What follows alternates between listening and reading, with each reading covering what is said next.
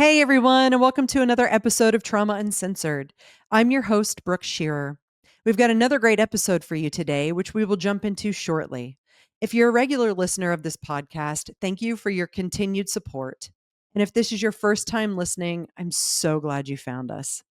This podcast was created as a safe space for community, connection, resources, and support for anyone navigating trauma, grief, mental health, or pain.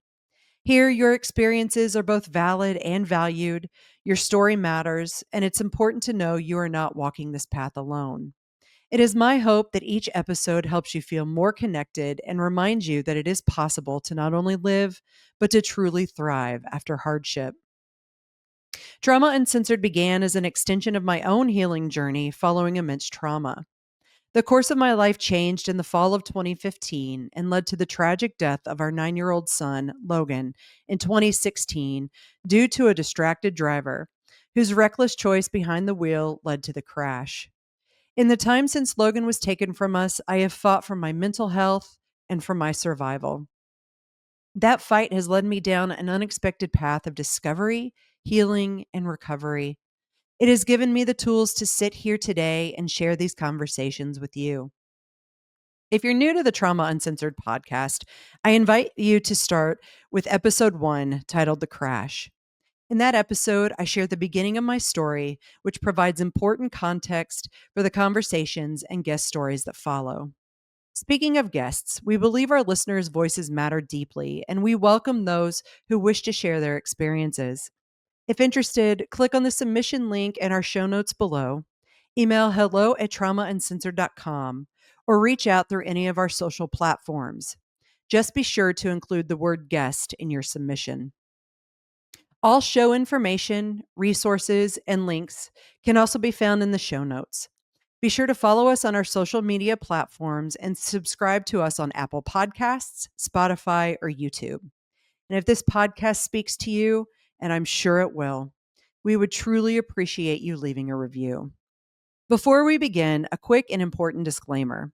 This podcast discusses topics related to grief, loss, trauma, mental health challenges, survival, and more. While I have gained deep personal experience in these areas, I am not a therapist, and this show is not intended as a substitute for professional medical advice, diagnosis, or treatment. So stay tuned for another installment of Trauma Uncensored, where, as always, we're healing out loud. Trauma Uncensored. Trauma Uncensored. Trauma Uncensored. Hi, Glenn. How are you? Good morning. Really great to be here, and I appreciate the opportunity. Oh, absolutely. Welcome to the Trauma Uncensored podcast. We have not met personally, but I have been connected to you through a previous guest, John Kinsey.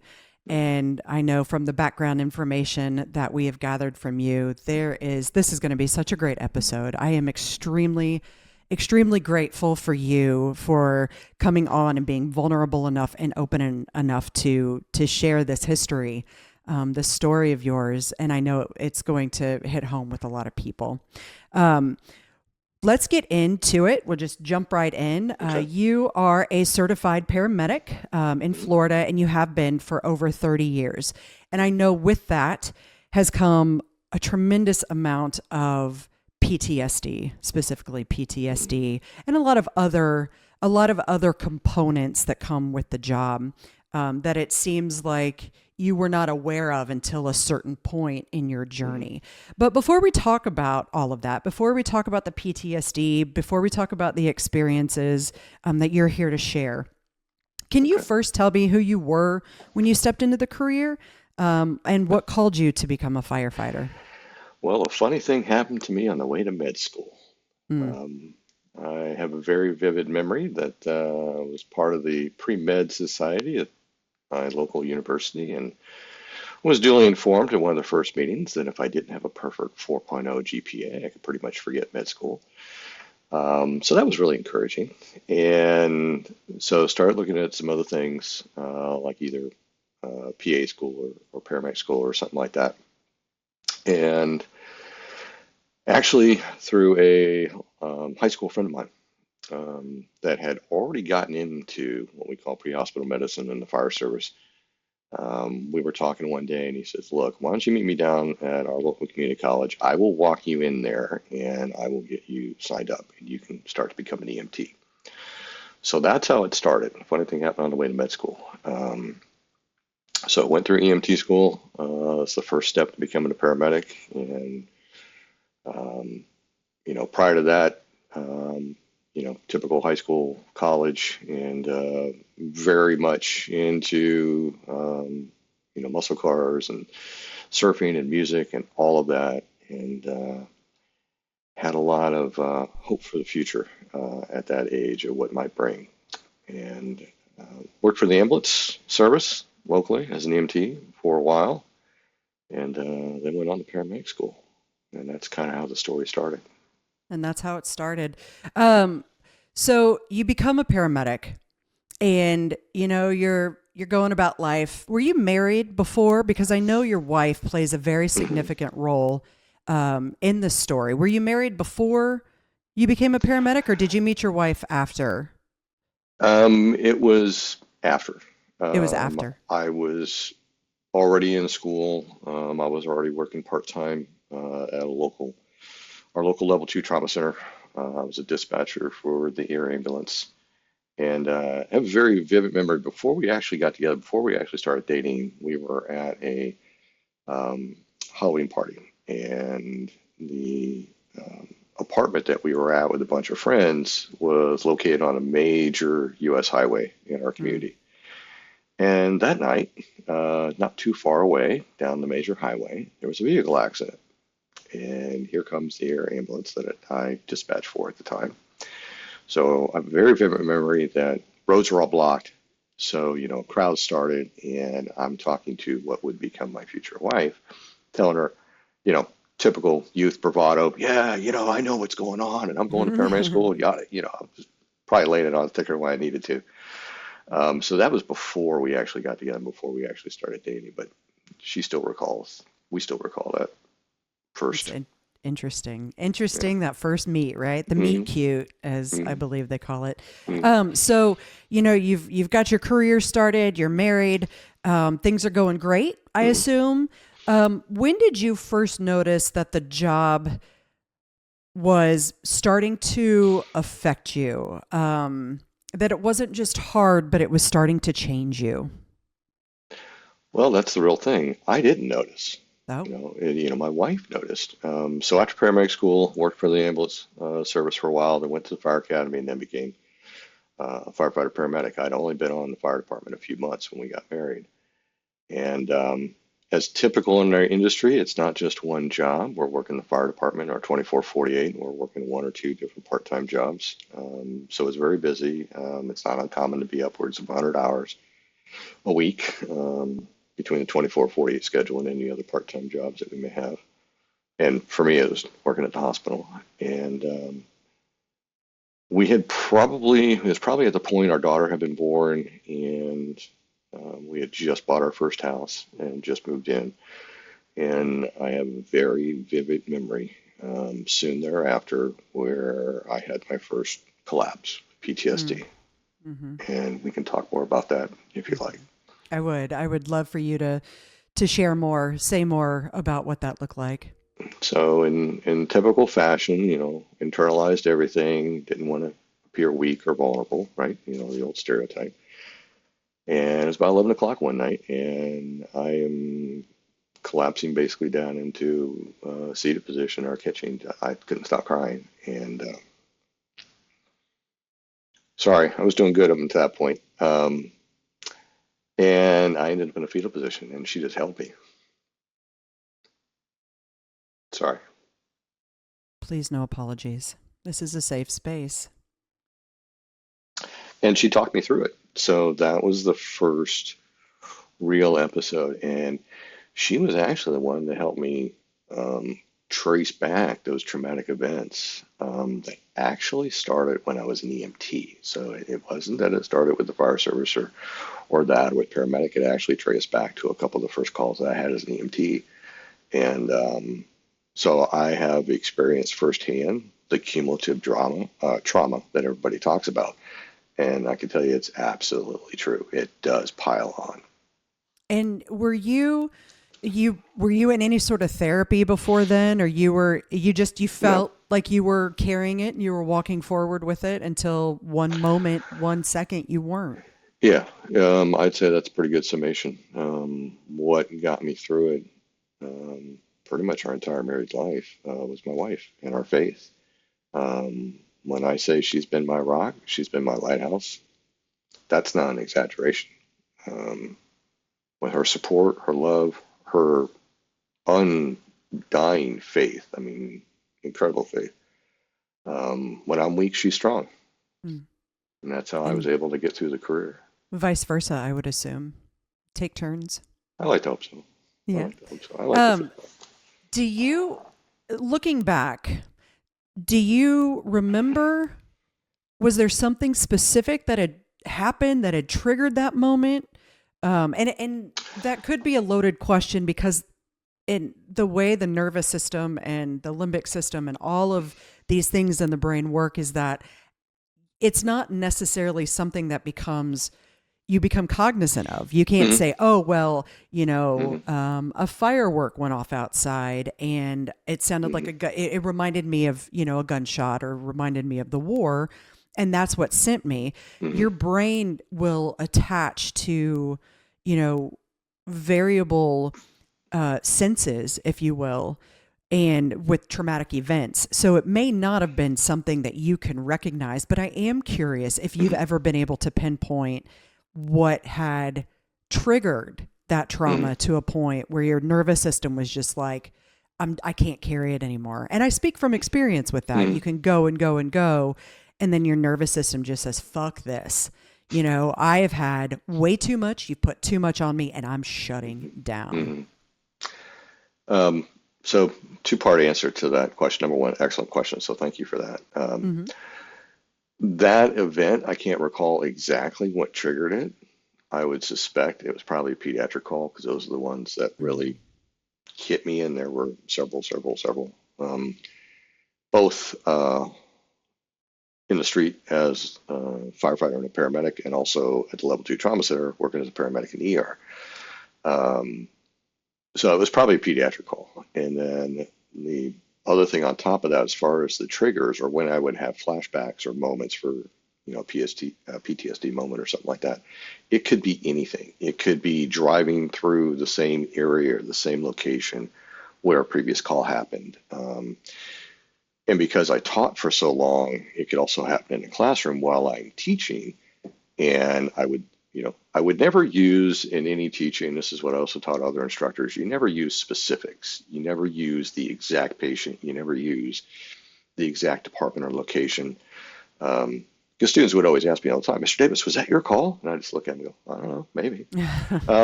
Because honestly, I would take, parts of different actual calls, maybe not even mine, and just combine them all together and make scenarios.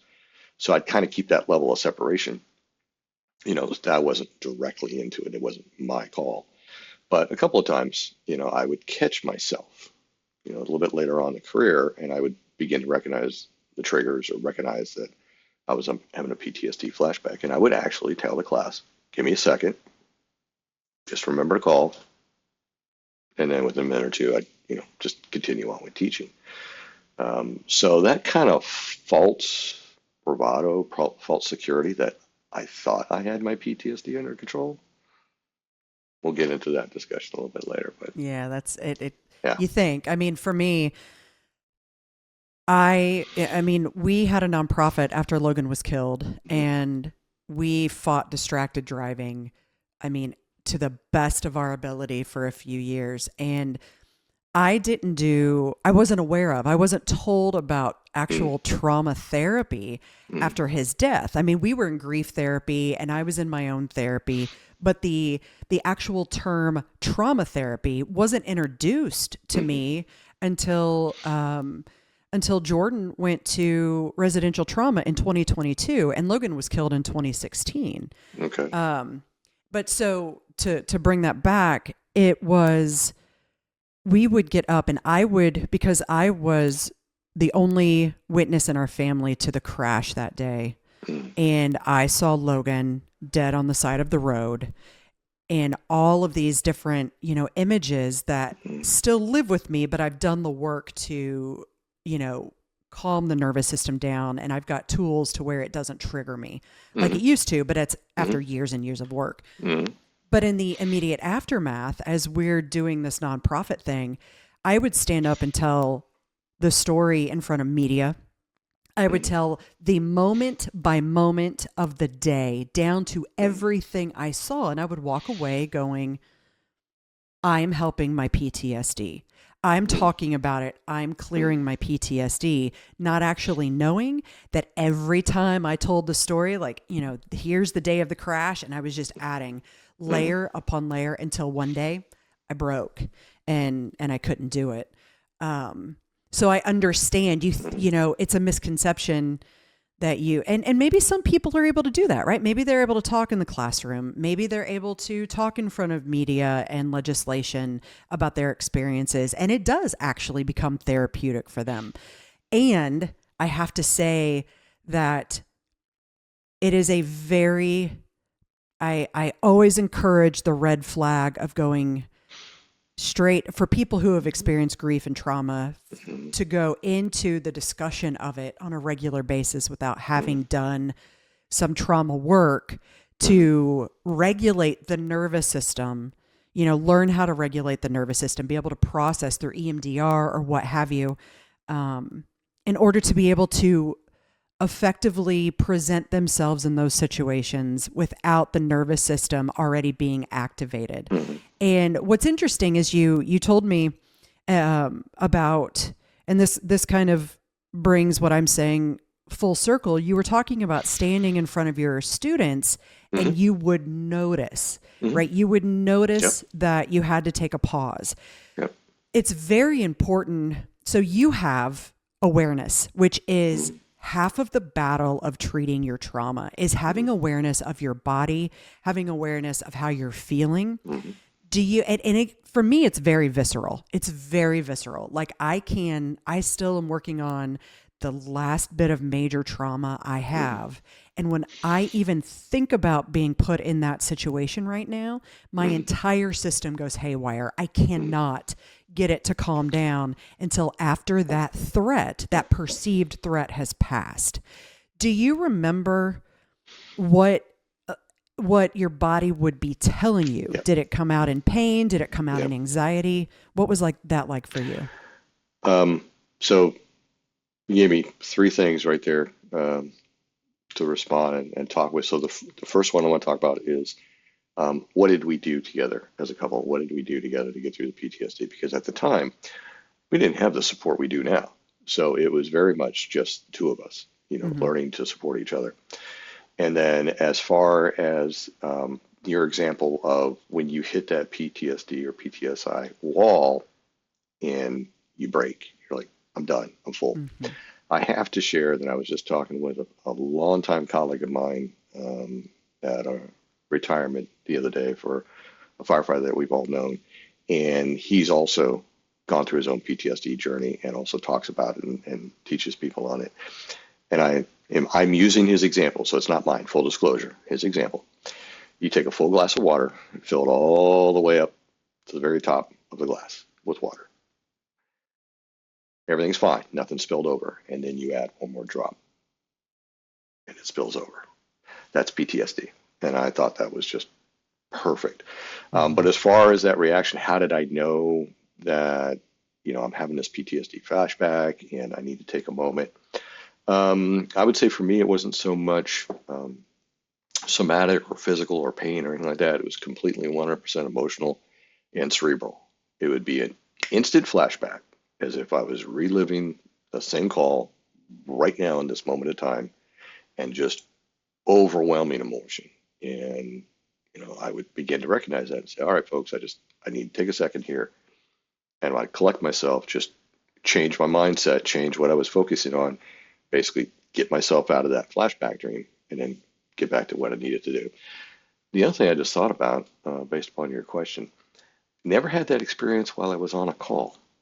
just thought about that. I never thought about that way. So I never had it on duty. I never had it while I was on a call or anything like that, or working in the ER.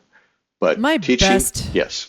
I was just going to say, my best guess from what I've learned and what I know is that when a call comes across, my thought would be that your adrenaline Hmm. kicks into gear Hmm. and takes over, and the thought process in turn does not, the trauma doesn't necessarily come to the forefront. Your adrenaline, the fight or flight, the safety, saving someone's life mechanism, Hmm. I would believe probably comes to the forefront there Hmm. and reduces the part of the brain or quiets the part of the brain Hmm. where the trauma would say, "Oh, danger, danger." That's of course I'm not licensed. I'm not a therapist. I Right. just play one on TV Full and disclosure. Yeah. yeah, right. Well, and that's the thing. I have to put that disclosure in. And Yeah. I've spent enough time in residential trauma and in therapy over the Hmm. past, 4 years that I've bought licenses or I've become licensed like 12 times over at this point. But Yeah. so that would be my thought. But to go back to your drop of water metaphor, so it sounds like your nervous system was collecting all of these Hmm. experiences, and the glass was full that night in the kitchen, Hmm. and that something triggered that drop of water and it just overflowed. What was, once that had happened, walk me through the next steps of what you and your wife did to help support you during that I call it break. I for me it's a nervous system break, I'll call it, or shutdown, but you call it Hmm. whatever best fits. But tell me the steps you took, what you recognized, what you realized, your fears, the Hmm. steps you took. Basically, she was engaging in talk therapy, even though we didn't know anything about it because it was very early in the career. Like I said, there wasn't the support now that there is in our profession, so we were very much on our own. But if you're familiar with what an empath is, I've learned that my wife is a 100% empath. I've seen it, and I've seen how she is with other people. It's uncanny. But she basically engaged in talk therapy, and she created what we now call safe space.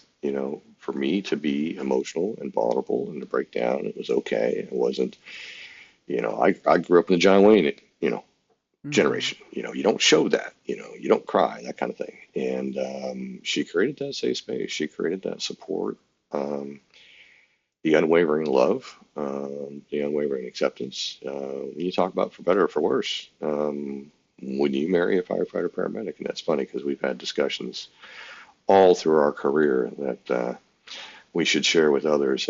So you want to marry a firefighter, and then Do you and have a then book on that? Maybe a class? we need one. She's been I've been telling you for years you got to write a book.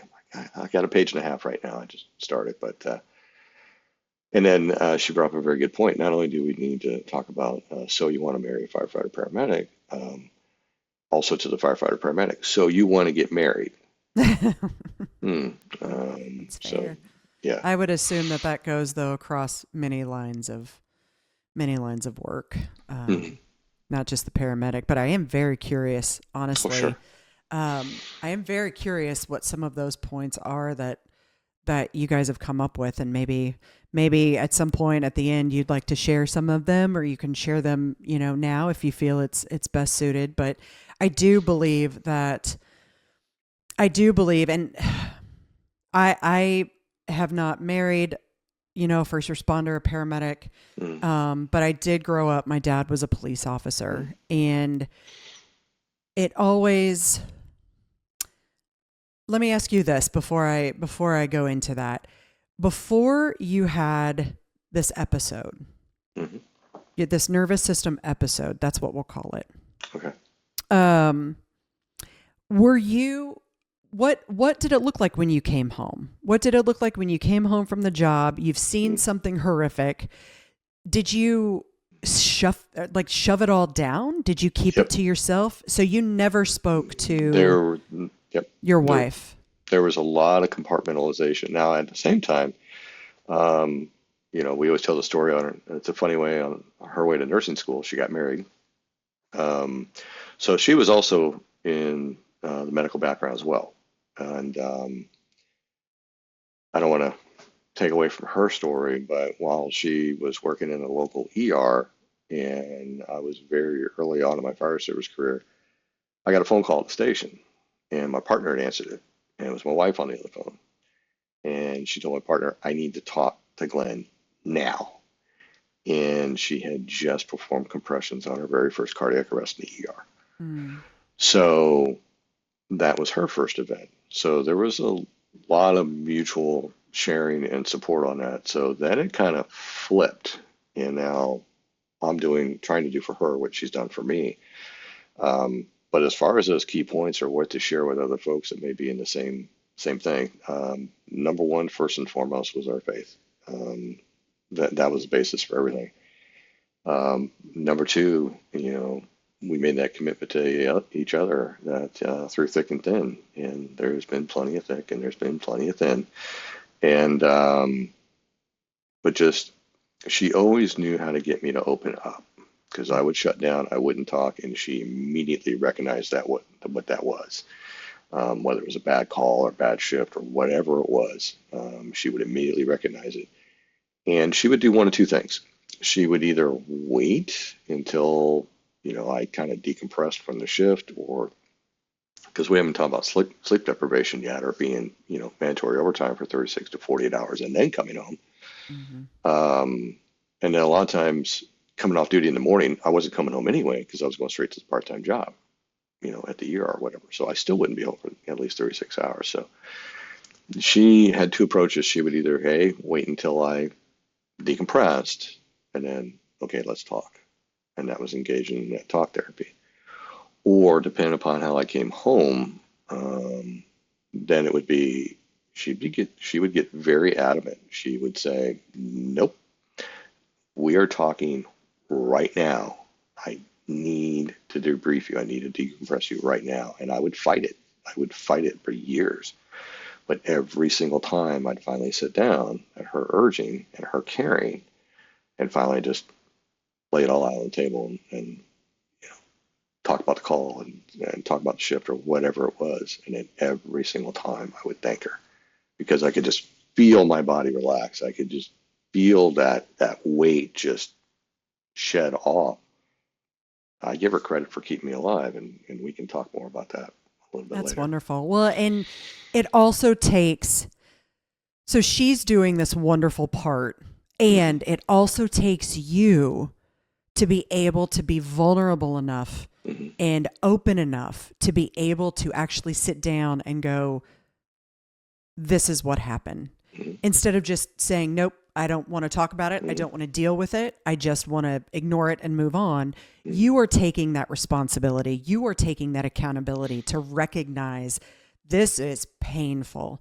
This sucks. And if I continue to just ignore it, it's going to get worse, and that is where, along all of these lines of podcasts that we recorded is, Andreas would say, it's, basically it's not your fault and it's your problem to fix. And I don't like using the word problem and I don't like fixing either, but it does make the statement that, yes, this has happened to you. You were not in control. It is not your fault. Right.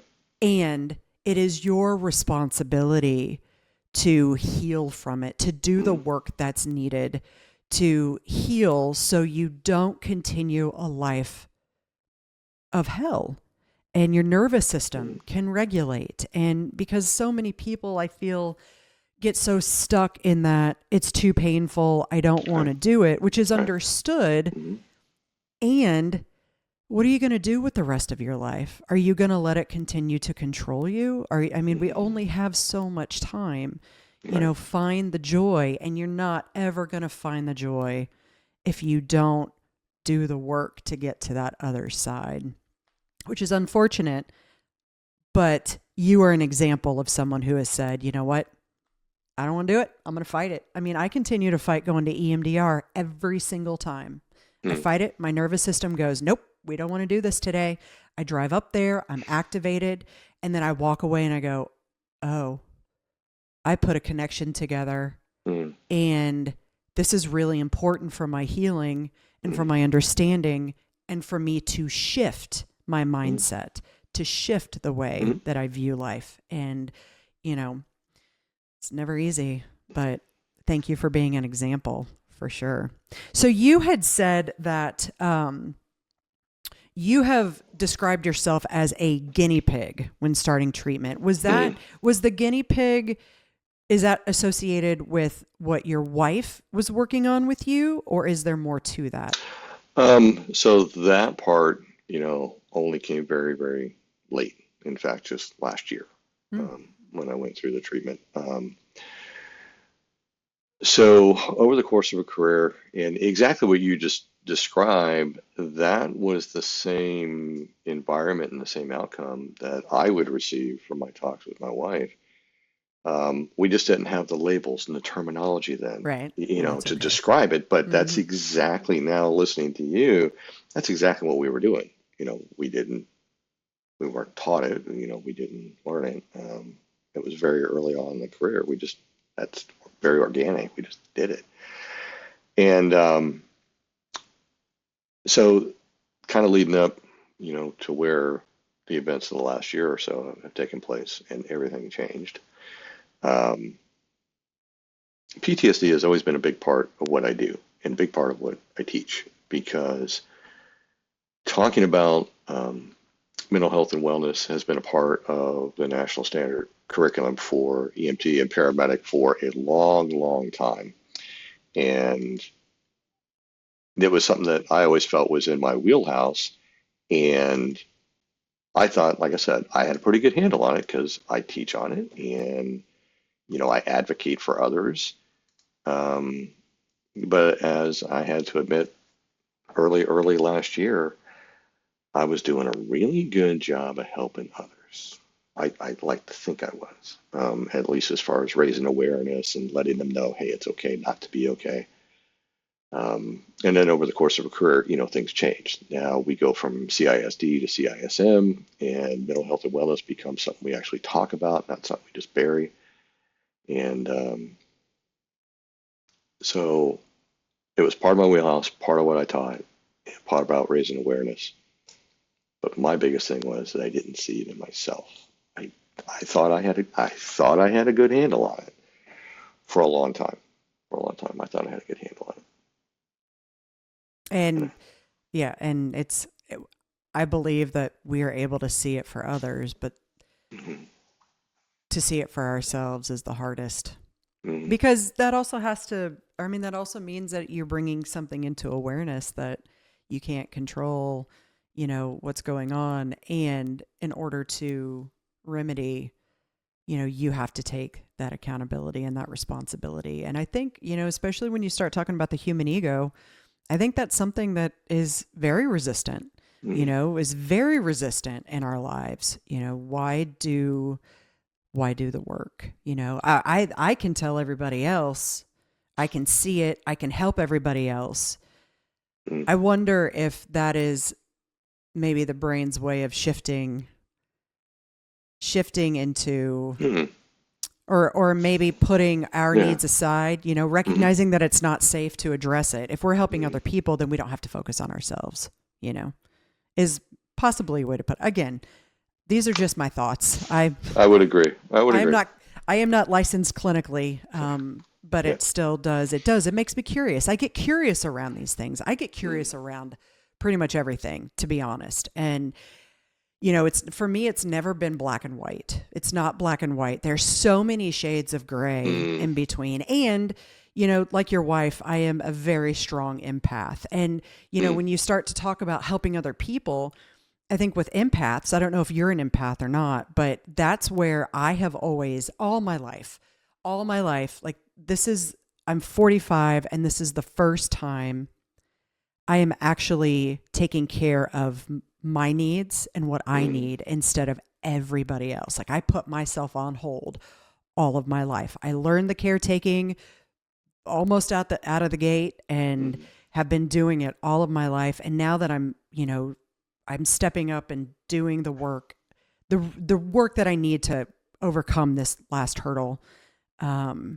It's been profound. And I'm going, wow, I deserve to do this for myself. And why didn't I do it before? I think that's a big takeaway that I hope that listeners hear, because I'm sure that there are a lot of people out there who are just like you and me. Let's help everybody else. Let's not put ourselves under the microscope. And, individually, personally, it's that put your oxygen mask on first. But we just, again, like we've discussed, I know, I hate that too. I do. I really do. When people say that to me, I'm like, is there not another way to describe this? But, that's what people get. You actually made me think of a line from a book that was later made into a movie a long, long time ago called The House of God. And the House of God was a euphemism that the medical residents called the hospital that they were, doing their residency at. And so they had the 10 rules of the House of God, and it was taught to them by the senior resident. And one of the ones that I always remembered and also used to teach it, one of the rules was at a cardiac arrest, the first thing to do is take your own pulse. And that reminds you, you're not the patient. They are. They're the ones with the problem. Take a deep breath, and do what you need to do. So along the lines of what you were just discussing, in retrospect, I can now see what my wife saw year after year after year after year. And that was, the totality of the trauma and the damage and the toll it was taking. And either I wouldn't see it or I did see it and I refused to see it. It's still back that, I'm invincible. I can keep carrying on until you collapse. And so, that was my big mistake. My big mistake is, I recognized it. Yeah, I could tell it was coming on. Yeah, I could take a minute and collect myself. But was I really doing anything to help myself through it? No. Fellow firefighter of mine that unfortunately is no longer with us, but also an earlier part of my career, he was my relief in the morning. And I have a very, very vivid memory that during change of shift, because we occupied the same bunk space in the station, I had a couple of my surfing magazines on the bunk while I was packing things up. And he hadn't been on the department very long. And he was from the east coast of Florida, which of course has much better surf than the west coast. West coast only has about 100 days and definitely doesn't have the surf that east coast does. So he immediately connected. As soon as he saw the surf magazine, he's like, wow, man, you surf? I go, yeah, bodyboard. I said, but I don't do it anymore. And I'll never forget, he looked at me like I told him the sky is green. He's like, what? You don't have time to surf? And he slowed it down like that. And I'm like, nah, I'm too busy, I'm fire department and this job and that job, yada, yada, yada. I didn't think anything of it. I'm just having a conversation, packing up my stuff and going home. And he looked right at me and he says, if you're too busy to surf, you're too busy. You mean to not surf? If you're too busy not to surf? If you're too busy not to surf, if you're too busy to surf, you can't surf. You're too busy. I wish I would have listened to him better a long time ago. And, there is you had mentioned, having these experiences and, you wished you would have recognized or you wish you would have known then. And I always remind people that, because I fight with this a lot myself, I'm getting much better at it, but we live our lives knowing everything we know in those moments, right? You didn't know then that, you were like, oh, I'm just too busy. I'm too busy. I don't need the self-care. I'm putting it off because I've got too much to do. And you're like, okay, that's fine. You don't think of it in any other way in the time. You recognize that you're having these PTSD moments while you're talking about them. And you're like, I mean, each time you talk about it, you breathe, you get through it. Mm-hmm. You didn't know that your nervous system was filling up that glass of Mm-hmm. water. Mm-hmm. We do the best that we can with the information we can at that moment. And to have grace for yourself and the decisions you've made or what you did or didn't do is huge in the healing process. Huge. And that, we live in a society that does not look kindly on mistakes, and it's drilled into us that making a mistake is wrong, or why didn't we Right. do this, or why didn't we do that, or we should have, and what if, and that Mm-hmm. is not how healing goes. It's how can you embrace who you were, the decisions you made, Mm-hmm. what you thought in those moments? Because you know what? You went through an experience and you grabbed onto it and you've learned from it and you've gained tools from it and experience from it. And now you're able to sit here and talk to your students. You're able to sit here and talk to me and this audience and say, this is what happened. This is what I've learned. And by doing that, you're teaching, you're paying it forward, and it's life is hard. Life is extremely hard. And I believe that if we allow ourselves, nobody escapes trauma, nobody escapes pain. Right. And if we allow ourselves to recognize that we're living this life experience, embrace what we live, and advocate to make it better for other people, then I really believe that is human connection and doing good for the community. So I just wanted to say that because I heard you say a couple of times, I wish I would have known, or, what if? And I get that 1,000%. I get that. I fight a lot with what if on the day my son died, but I can't, I wasn't in control, it Right. it worked, I believe, how it was supposed to. And speaking of all of that, I actually have a two-part question because I'm talking about, these healing modalities. A lot of my learned healing has been through community. For a very long time, most of my life, I never had community. I now have a very robust community, a group of very close friends that I know that I can call, I can talk to, and that they're there for me when I am at my lowest. Whenever before you had the nervous system episode, and you weren't at home talking about this stuff with your wife, was there a community within your colleagues that you would all discuss? What you've seen, your experiences, and then to follow that, you have talked about, losing colleagues to suicide in this career. And I'm curious how those colleagues, if there was that support, if there was that community, if, I can't begin to fathom what you guys live through and see. I know what I've seen, and I don't wish my experience on anyone. And I cannot fathom your guys' day-to-day experience. Was there that community before? Is that there, or is that community there now? And can you talk more about your colleagues? There's a lot there. I know. You're welcome. That's the professor coming out in me. We're in the same house on that one.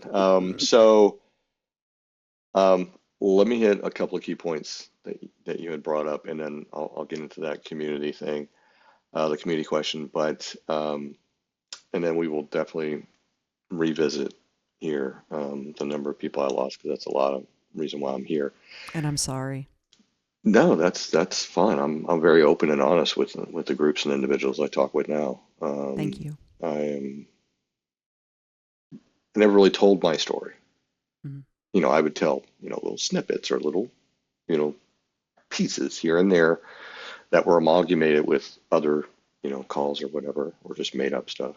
But I never was that open and raw of just here's the deal, here's what happened. But jumping back for a second about what we teach as EMT and paramedic students for mental health and wellness and all that, and I'm very grateful. I'm very thankful that that's part of the curriculum, and it's also being incorporated into Fire Academy as well. So there's much more awareness now than what there was. But just two other things. The story I said about if you're too busy to serve, I always referred to that section in teaching of the care and feed of the paramedic. And that's how I would, bracket what we were going to talk about. And so I would tell the story. You just maybe remember all this. I would tell the story about too busy to serve. And then what I would ask them is that think about something that you did, that you enjoyed before you got into this business and that you no longer do, whatever it is, if it was, outdoors or fishing or crafts or whatever the case may be. Right now, while you're in paramedic school, you have no time. But afterwards, after you get out there and you get your career going, make sure that you take some time to get back to do that thing that you did that you enjoyed. And so that was my advice, and I didn't really follow it. So again, it was pouring out to help others, as they were starting out their career. Going into what you said about the community, we always supported each other. We had a very tight group. You have 3 different shifts, and depending upon, how many personnel you got at each station, how many trucks you have at each station, it could be 4 people at a station, 6, 10, 12. We were always very supportive of each other. It was a very tight group. We would, debrief or diffuse after bad calls. And then later on with CISD and CISM, that became a little more formal. But again, this was in the very early stages of mental health support, not anything to what we have now. But as far as that community, and this is a pivotal part that I know I didn't appreciate at the time. I mean, I did appreciate it, but I didn't appreciate the enormity of it until now. And it was early on in my career. I think I'd been on the fire service about 3, maybe 4 years. So I'm about 5, 6, 7 years into the whole career. And I will give away how old it was and how long ago it was. I was walking into the station to pick up my paycheck. Okay. Oh, So what's that? some Paper of you paycheck? listening may have to go Google that along with payphones I and know. Or rotary Blockbuster phones. and Yeah. Blockbuster. Blockbuster. Um, Oh, Blockbuster. but I was walking in to get my paycheck, and I hear my voice called out from the chief's office. Davis. Like, uh-oh. I'm off duty. Just get my check. I'm trying to get in and get out of here as quickly as possible. Yes, chief. Come on in. Sit down.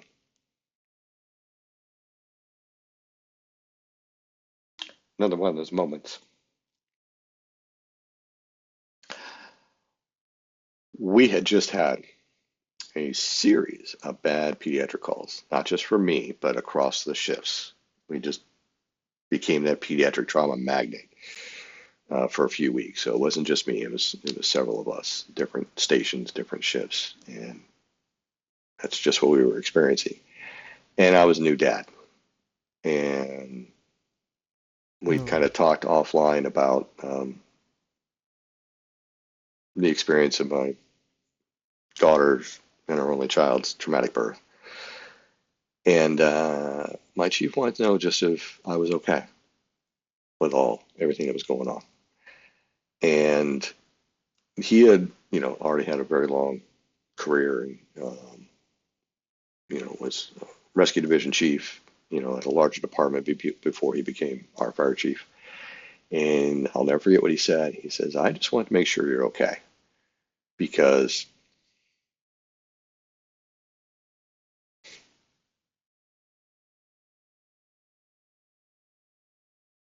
years from now, 3 o'clock in the morning, you're going to wake up and these calls are going to come back. I know. And that was the sum total of the conversation. It was maybe 5 or 10 minutes. And that support, for the fire chiefs to call you in the office and just make sure you're okay.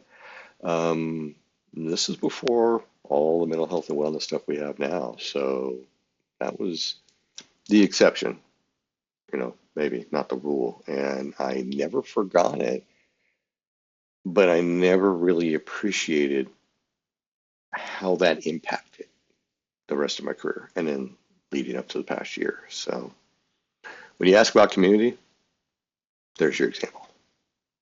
That's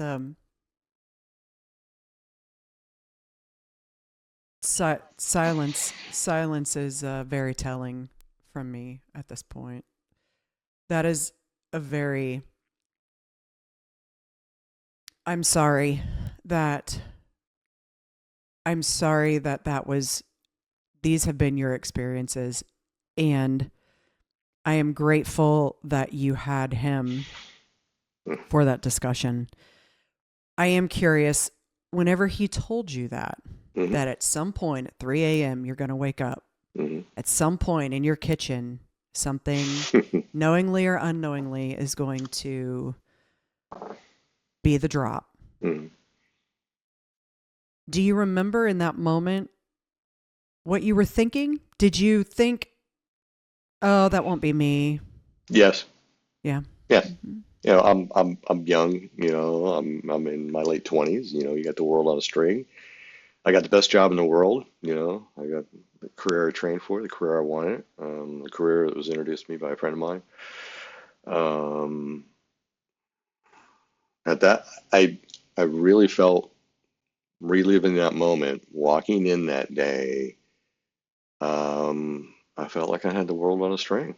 I was a new dad, and yeah, we had bad calls, but you're at that stage of the game. You're not thinking about the totality of the impact. We don't. When I went through school, there was no chapter on the care and feeding of the paramedic. It was just, this is how you do the job, and you just deal with it, or you don't talk about it, and that was it. It wasn't a discussion during training like it is now. Yeah. So yeah, it was a different world. It was, and you're also human, and I believe that that is a human response. I have, in the fight for distracted driving, to create distracted driving awareness since Logan was killed. I have, for a very long time, I would get very angry when I'd see people post or when I'd see people driving with their phones. And that was adding to my nervous system distress because I was not allowing myself to find acceptance, right? And let me clarify and say, I do not condone it at all. And for myself, for my health, my well-being, I've had to learn to accept that people are going to do what they're going to do. And I say all this because I've always said that we as humans live with this invincibility, ideal, the ideal of invincibility, right? We're all invincible until something happens, and so I don't know that it's just a 20s thing. Honestly, I don't know that, being young and 20 and thinking that you've got the world by the balls is exactly what, in that moment, what you were doing. I think it was everything's going great. Had you seen trauma in your life before then? I mean, was there trauma previous that you could even begin to think, oh, life isn't as rainbow and butterflies as I grew up learning? Before I got into EMS, no. The only experience with death I had was probably in very, very early teens, went to visit my paternal granddad who was passing from cancer in the hospital.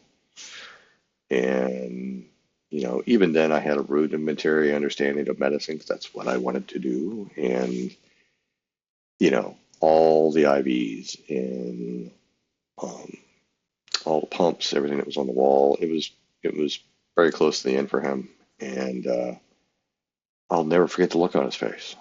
Mm. Fear. Really? That's my memory. And again, that's my memory. That's how I experienced it. But it was fear. Yeah. I mean, who could blame anybody for feeling that way, for being in that situation, realizing and knowing what's happening? As somebody just mentioned to me a little bit ago, because we just had my only brother pass I'm from sorry. cancer last so sorry. November. Thank you. But there comes a point, and this helped me get through that. There comes a point when you're acutely aware of your own mortality. And I hadn't thought about that. And now thinking about that episode all those times ago. But yeah, it was, that was it. That was my only exposure until I got into EMS. And those bad calls happened very, very, very soon, very early in the career, within the first 6 months. Within the first 6 months of my career.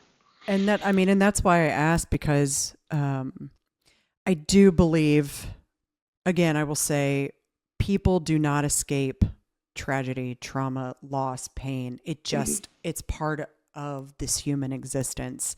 It's just, I believe, a matter of when, right? And we go through, I believe we go through this life, and we know, both consciously and subconsciously, I believe, that what we're doing could be right, could be wrong, could put us in danger, or is an experience. For example, you're living all of these experiences and nothing is happening, and you didn't have that background to say life isn't rainbows and butterflies. Right. I grew up the same way. I grew up the exact same. I mean, my parents were divorced, and I learned unhealthy habits from both my parents. And I had lived in a safe household. I was in a great community with great schools. The worst part of my life was if a boy broke up with me, or where are we going to go hang out on the weekend because there's nothing to do. I mean, that was my life. And, I feel like I did live a privileged life, even up through, I went to grad school. I became a professor. I was doing awesome things. I loved my job. So imagine at 35, when my son's killed, and I'm like, wait a minute. What just happened? Because this isn't how it's supposed to go. Because life isn't like this. This happens to other people. It doesn't happen to me. And boom, there's the perspective. And I do believe people walk through, especially if they've lived, an easier life. They walk through until something does happen. My daughter, who's 14, she was in the crash and she was 5. That girl has more perspective than probably anybody else, especially adults, that I know. But it's been forced on her, right. And so I don't know that your experience was necessarily I'm young and a young male, 20, in my 20s and everything. I think it's just because that forced perspective was not there yet. It came. And now you're able to say, okay, well, life isn't Disney. I would agree with your summation. I was trying to recall how I felt at that time, and that's pretty much how I felt at that time. Because you're right, I didn't have this future perspective that I do now. But I did want to mention one of the things that you brought up before about that. Monday morning quarterback. We all do it, and people will do it to us. And then here's another example of things that I would share with other folks that would, be going through different experiences. And I would tell them, hey, remember when those 3 folks show up at your front doorstep? And they'd be like, who? I said, woulda, shoulda, and coulda. When they show up, you tell them to hit the bricks. You ain't got time. And I try to follow that, but it still creeps in, from time to time. Because you're human. Yeah, just like anybody else. But yeah, so woulda, shoulda, and coulda. Yeah, I don't have time for that.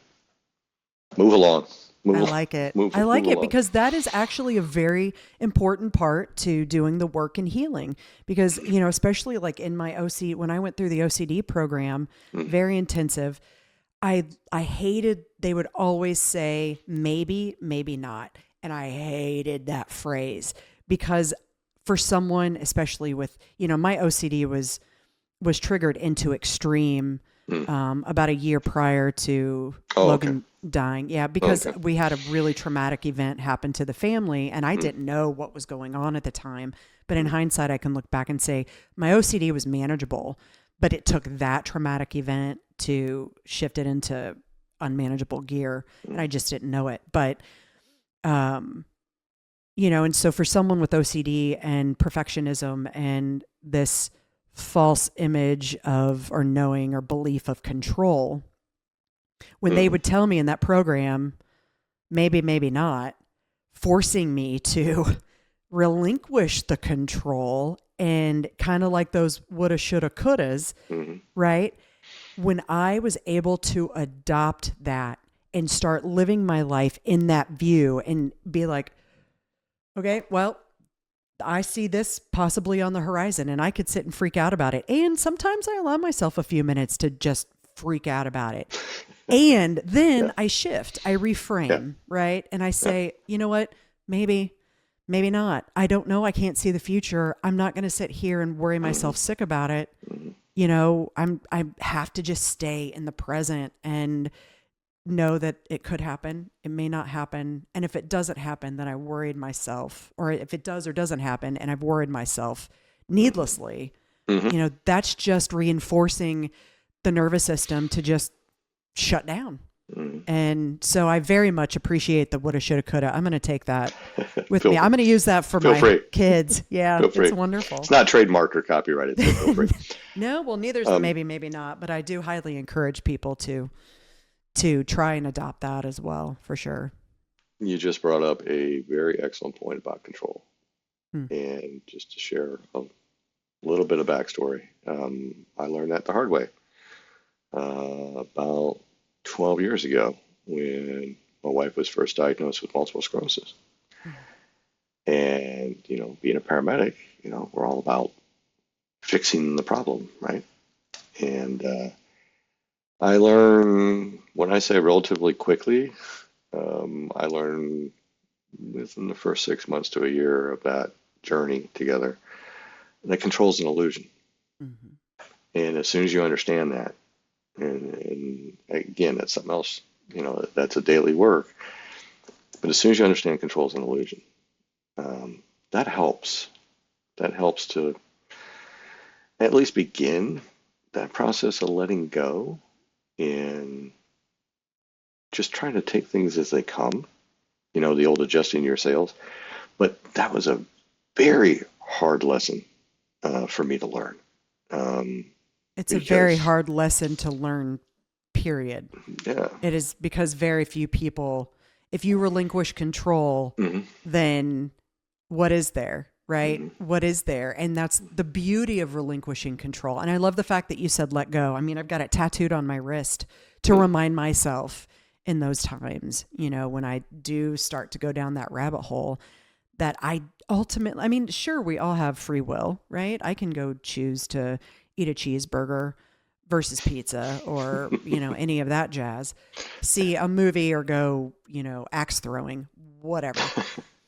I've never been axe throwing, actually. I don't know why I brought that up, but, and I don't really go to see movies either. So there's how boring my life is. But being able to relinquish that control, to understand that you have to trust the process. And that's another phrase that I use all the time. And I really hate saying, but it's so true. That can create so much freedom. And again, it's another part of that journey that helps to regulate and heal the nervous system, because you're not constantly on edge thinking about, worrying about what may or may not happen, or that not putting all the power on yourself to have been able Mm-hmm. to have controlled a situation, because guess what? None of us are powerful like that. Mm-hmm. None of us. So that's a beautiful point you make, and very, very important for people to hear for sure. So we're about there, and there's so much more that we can cover. I could talk to you about all of this for Okay. hours and hours. But as we start to wrap up, Okay.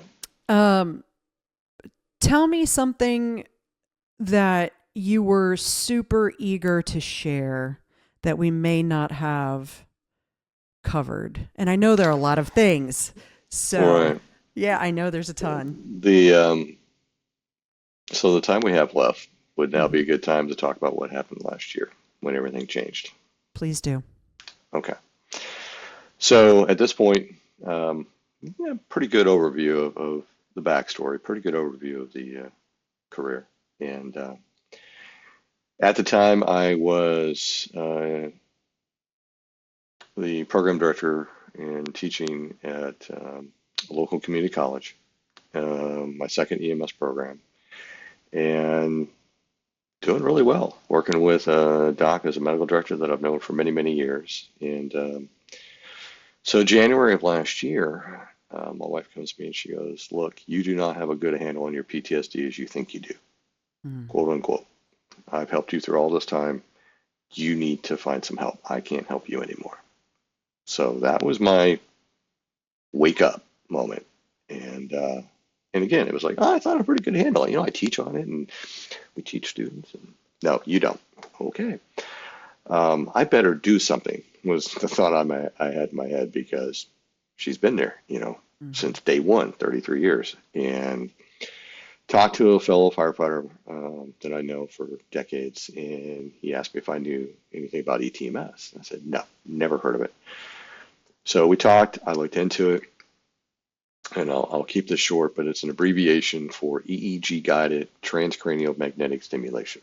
I know it's a mouthful, and had recently come into our state and was funded to be a free service for first responders and military veterans. So I went through it, and that's just the guinea pig part. I decided, I said, all right, I'll go through it. And if it works the way you say it does, and this is exactly what I told the technician that was providing the treatment, if it works the way you say it does, you won't get me to shut up about it. So, just real brief, the treatment is 20 sessions for 4 weeks, and scheduled around your work schedule. So I was able to get it done, and within 3 days, drastic improvement in sleep. I can go to sleep quicker, and if I get them in the middle of the night, I can get back to sleep quicker. It also allowed me, because now I'm getting truly restorative sleep, it allowed me to cut the caffeine addiction. And Wow. when I talk to my fellow first responders, I joke with them, but they all admit it's right. We wear sleep deprivation and caffeine addiction like merit badges.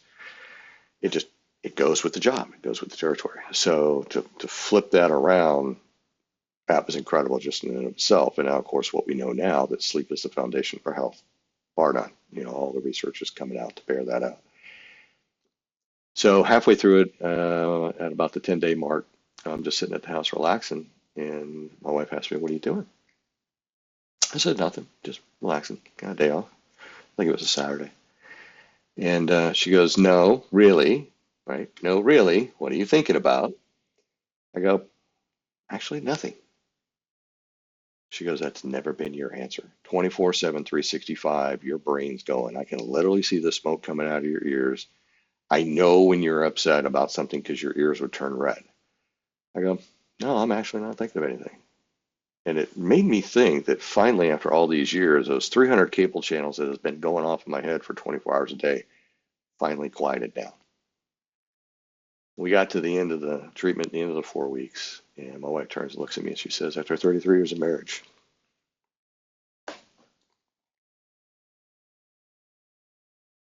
I finally got my husband back." Oh, beautiful. Yeah, so everything changed.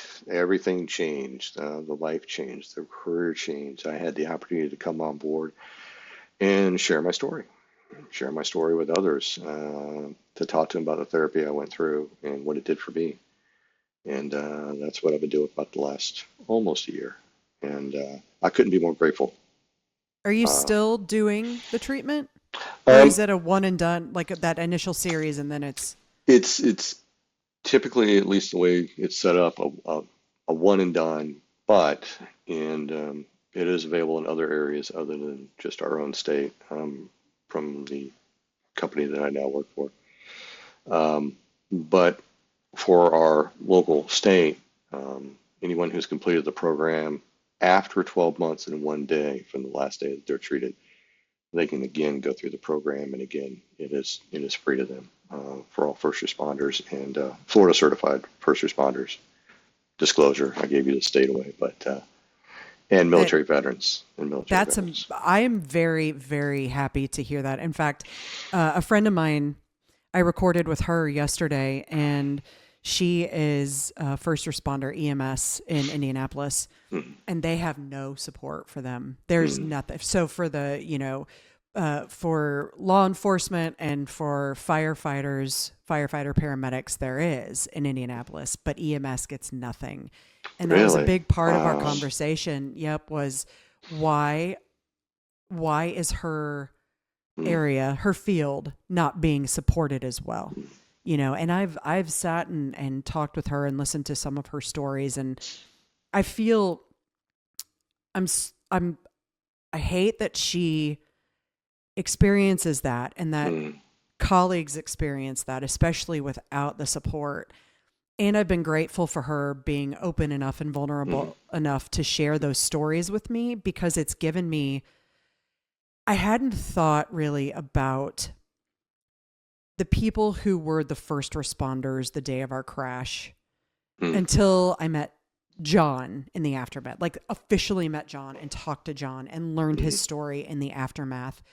And I believe being able to hear some of these stories and know what people are witnessing and the trauma they're taking from, these calls, it really just makes me more passionate about getting this out into the world, right? These mm. things are needed. Trauma is a real thing that nobody's talking about.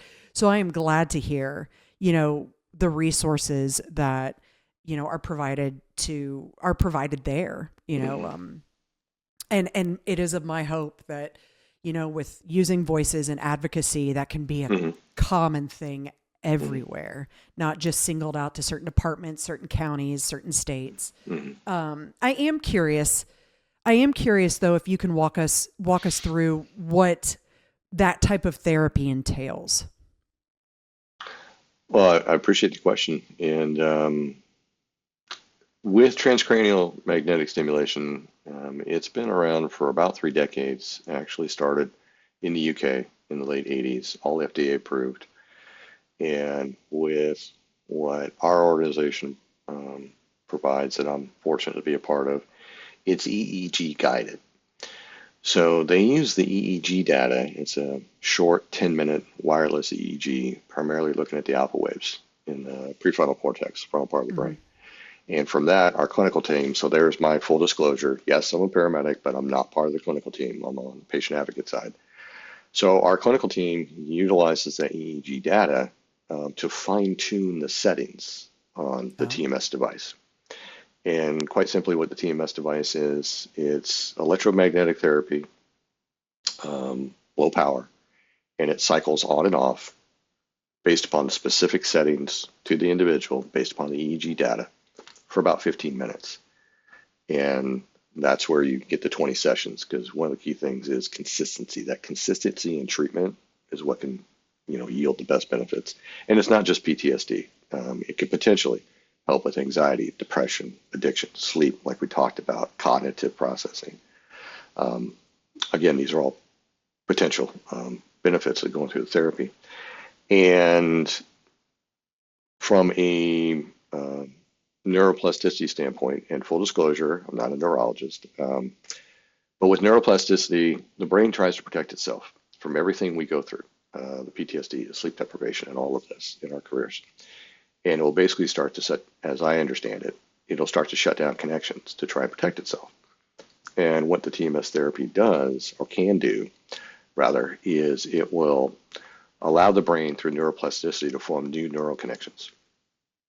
And what that does, it allows basically the alpha waves, specifically what they're looking for. That's one of the things that they see in the results, become better aligned.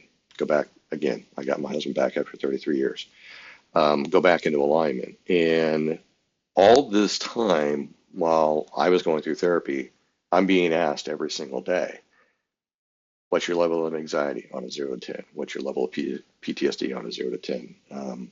What's your sleep quality of a 0 to 100? Sleep's another big part of this.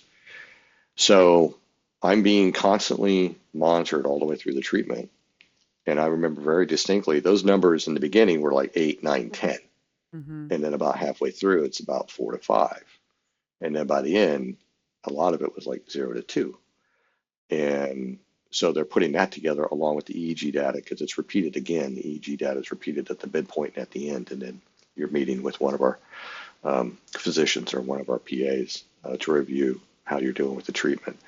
So that's kind of a brief overview of what the actual treatment entails, and absolute game changer.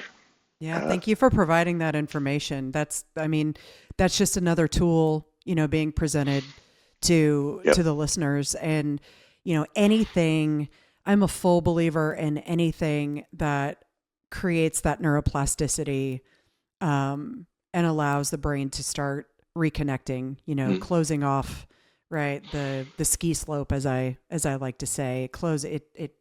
Just an avalanche covers that ski slope, and it forces your brain to forge another path.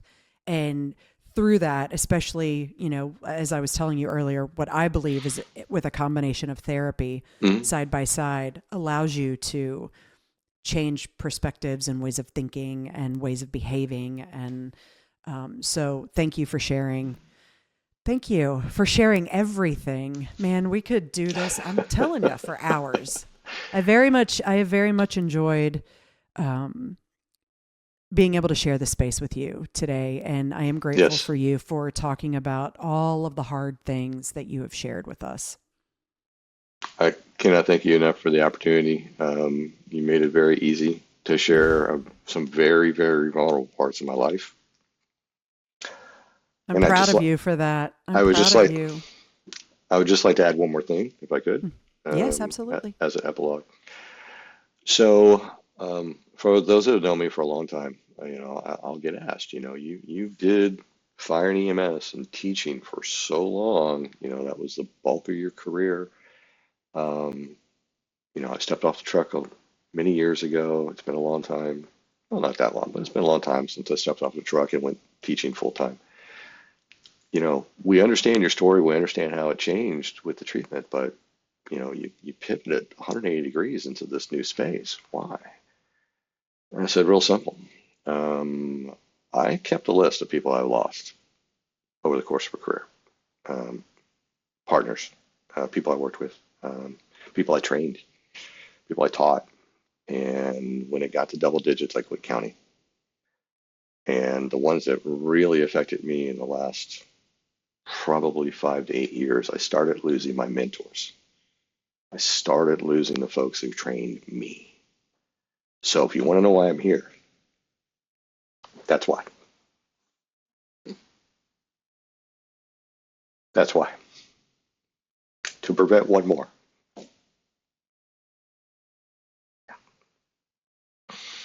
Sorry. No, please don't apologize. Yeah. But that's why I'm here. That's why I'm here. Providing access to care, number one. And number two, combating against the stigma like you talked about. So I can't thank you enough for starting this podcast and doing what you're doing, because you're raising awareness. And I couldn't agree with you more. It's to have as many tools in the toolbox that can help. When we arrive on scene for either a paramedic call or a fire call, EMS call, we just don't bring one piece of equipment and hope that that's going to take care of the problem. We bring an entire truckload full of equipment, and then we select what we need, for that given thing. So your analogy for having, the right tool, that's going to help. I think that's crucial. That's crucial. Absolutely. And for what it's worth, I believe your experiences have guided you to save lives. And those experiences can be tragic and they can be, life-threatening too for someone like me. I battled my OCD. The way my OCD works is that, when my nervous system shuts down, it creates suicidality. And, I'm properly medicated and therapized for all of that. I haven't had that issue in 2 years, which I'm extremely grateful for. Good. And I think to myself, though, had I not fought for it, those experiences that I've had, had I not fought for it, I couldn't be doing this today. And it is just exactly, I stepped out of being a professor. I stepped out of teaching something that I loved to advocate, right? To create a better world for our children and those who come after. And that's exactly what you're doing. And thank you. I just have to say thank you. Thank you. It was my pleasure. I thoroughly enjoyed the time today. A good episode. All right. Well, everybody, we should all just take a deep breath together. Breathe out. We could do box breathing. You could do your breathe in for 5, out for 10, whatever works for you. But definitely, if this hit home, be sure to take a minute and give yourself some self-care after this. And I will gather some information from Glenn. If he has specific things he would like to pass along to everybody, those will be included in the show notes as usual. And if anybody has any questions for myself, definitely email hello@traumauncensored.com.